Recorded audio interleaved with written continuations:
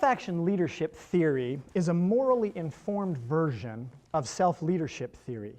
Self-leadership refers to the cognitive and behavioral strategies human beings apply to lead themselves to get results. Whether you know it or not, and whether you like it or not, you are a self-leader. All human beings are self-leaders. However, not everyone is effective at leading themselves. Self-leadership theory has been bandied about the academy for over 3 decades now. The father of the field, Dr. Charles C. Manns of the University of Massachusetts, first published the term along with his theory of self-leadership in 1983. Many scholars were hesitant at first to embrace an idea that seemed so self-evident and relatively unimportant. However, as Dr. Manns and his colleagues around the country continued to publish new papers on the subject, self-leadership theory began to receive greater attention and respect in academic circles and beyond, especially as it began informing practical professional leadership models and constructs, such as self-directed work teams, also known as self-managed work teams, which some of you may even be familiar with or be a part of at your places of business. Over time, this once marginalized sector of the academy has increasingly garnered the attention of major players in the leadership field. Perhaps it was Dr. James G.S. Clausen of the Darden Graduate Business School at the University of Virginia who said it best when in 2008 he wrote, and I quote, "I remember when Manns first came out with his work on self-leadership. At the time it seemed odd to me. I will admit I am a slow learner on some things because I have come to believe that one of the biggest leadership issues throughout the world today, even and especially when it comes to managers and executives, is leading oneself.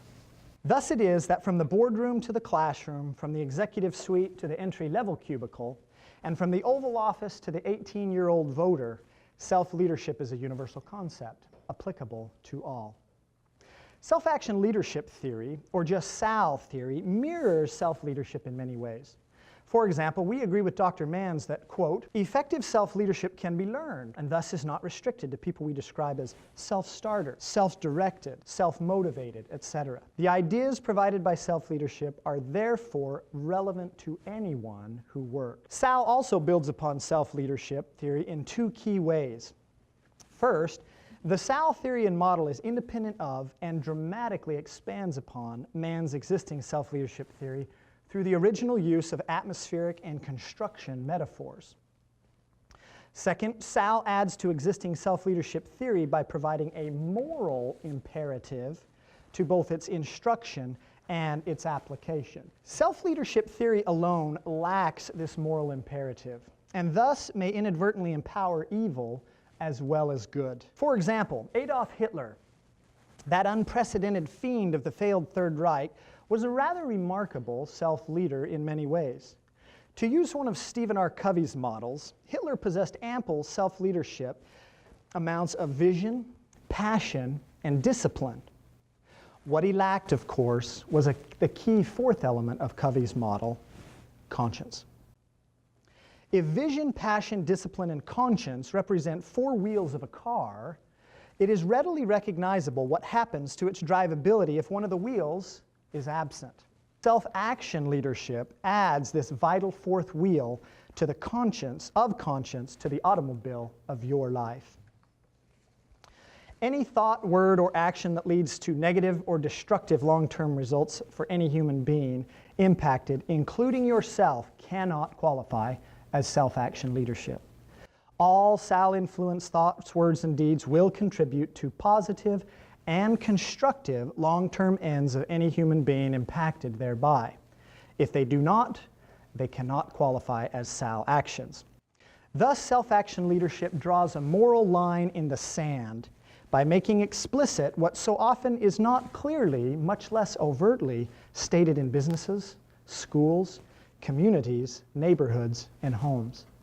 That there really is a real right and wrong, and as human beings who live interconnected lives, we have an existential duty to try our best to do what is right and avoid what is wrong, and to teach others to do the same. Self-action leadership is therefore a secular model for self-renewal that I believe most people, regardless of their gender, culture, religion, political party, or sexual orientation, can comfortably embrace. In a nation of extraordinary diversity and differences of thought, opinion, and ideology, it may be the only way to restore American unity and greatness. My vision of self-action leadership is to teach the theory and model to everyone in America who's willing to listen. And then, after the message has been thoroughly proliferated here at home, my colleagues and I aim to take it to the rest of the world. SAL training is needed everywhere because, as Dr. Clausen so piercingly pointed out, it isn't just kindergartners and college students who struggle with personal leadership issues. Otherwise polished managers and executives often struggle right alongside the rest of us. From boardrooms and corporate settings to blue-collar factories and work sites, from universities and elementary schools to community centers and living rooms, from the bookshelves of executives to the blog sites of stay-at-home moms, there is no corner of society where SAL training is not needed, and needed badly. Self-action leadership training is not reserved for privileged populations. In fact, underprivileged populations need SAL education as badly as anyone. Fortunately, there is no secular message currently available that will more powerfully empower the presently powerless than the message of SAL.